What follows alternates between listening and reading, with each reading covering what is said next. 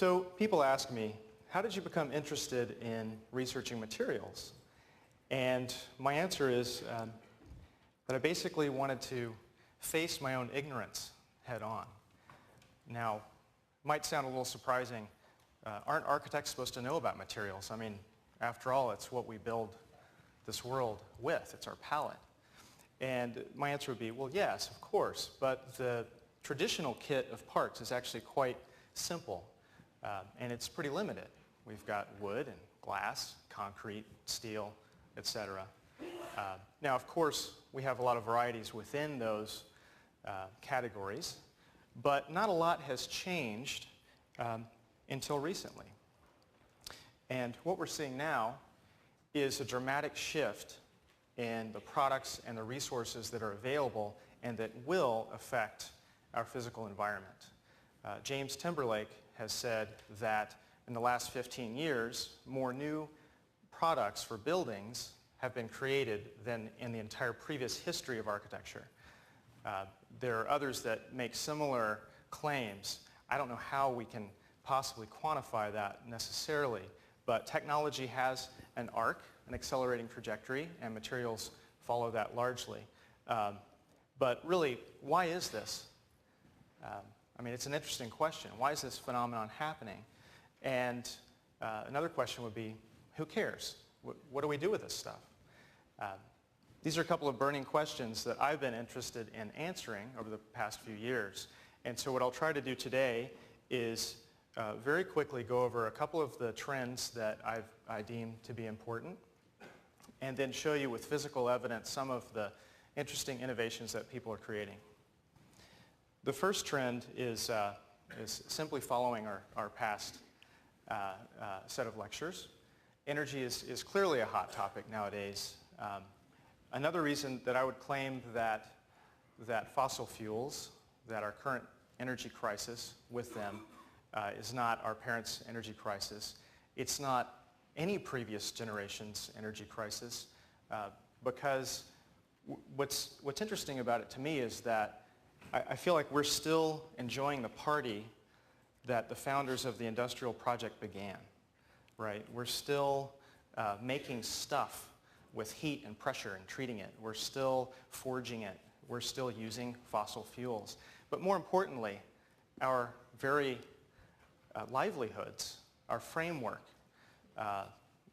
modernism, is founded on petroleum by and large. And this whole framework is about to change.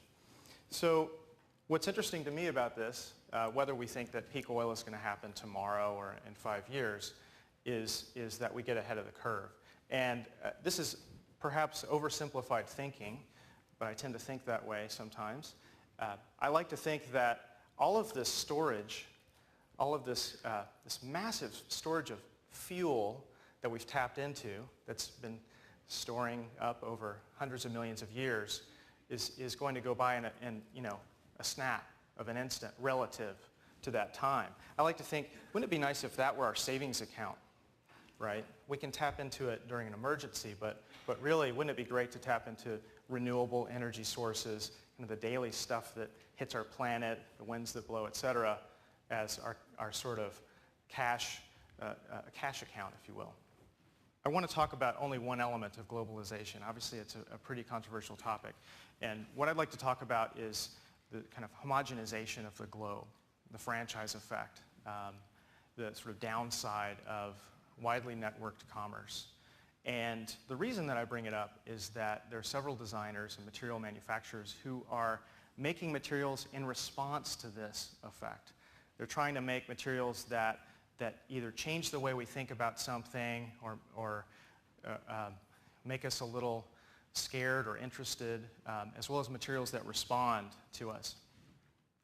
And so the first material, it's a little tongue-in-cheek because the glass, in terms of the theme of the conference, dangerous ideas, a glass stair. Now, obviously, we've all been on a glass stair before, but what I like about this product is that Nathan Allen Glass Studios has developed a tread material, which they call glass sandpaper, which makes this more viable and because of slip resistance and that kind of thing. And the other reason I bring this up is not just because it's not the typical floor that we would walk on, but that it speaks to another trend that we're seeing in materiality, which is dematerialization. It seems sort of counterintuitive, the dematerialization of materials. Transparency, higher strength to weight ratios. We're seeing all surfaces of buildings become more light transmitting, and it's an interesting trend. Next, we have a couple of materials that are responsive. So they change based on our relationship to them and the relationship of light. So this is Sensitile, developed by an engineer and architect in Detroit, Abinand Lath. And it's really a beautiful matrix of acrylic. He's done a whole, many different varieties of this technology. With the right kind of light source, you can see that this uses basically the same principles as fiber optic technology. And so with the right angle of light, you can see that my hand is creating shadows that ripple through the tile remotely, so from other angles, and color can be conveyed as well.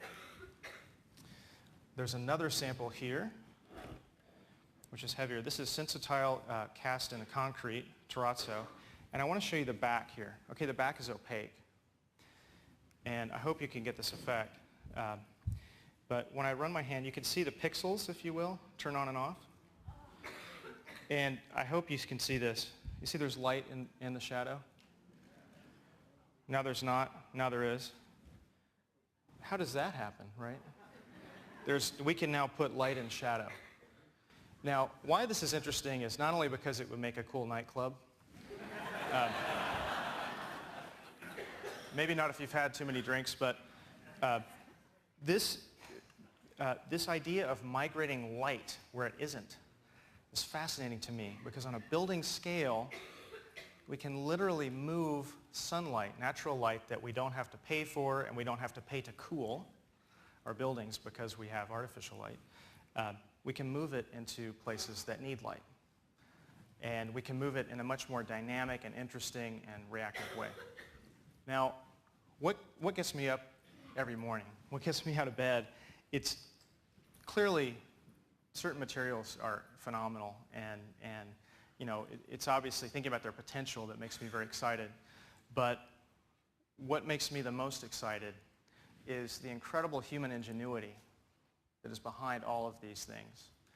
And these fabricators, architects, designers, engineers, etc., are all busily toiling away. One of the benefits of working on a catalog that I've been working on is I've been in touch with these people and hearing their dreams and their aspirations and their struggles and their failures, but also their successes.